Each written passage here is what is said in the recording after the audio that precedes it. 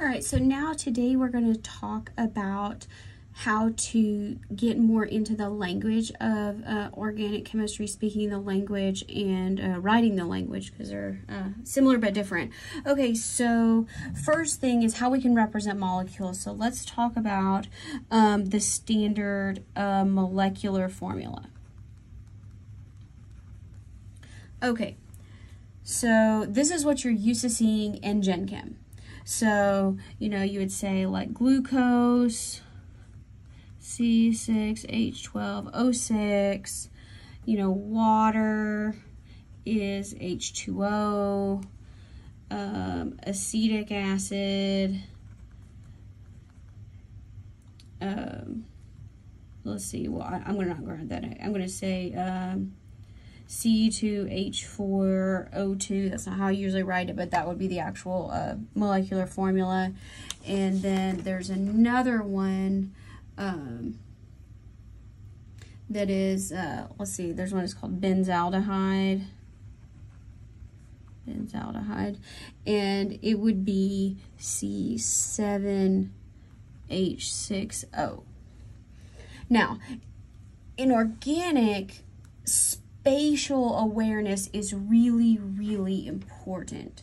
So what they have, another way that you'll see more often, is something that's called a condensed formula.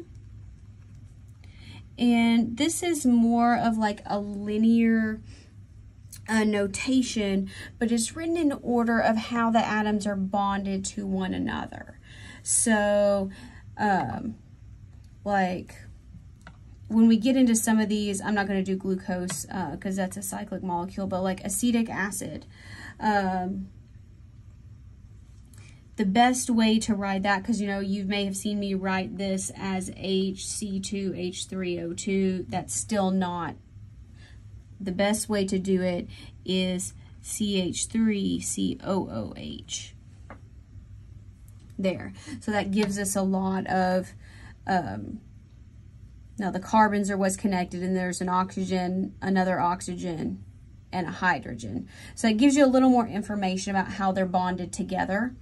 Or let's say if we had like C5H12, we could expand that out, and you may have seen, recall this from the intermolecular forces lectures. That'd be CH3, CH2, CH2, CH2, CH3.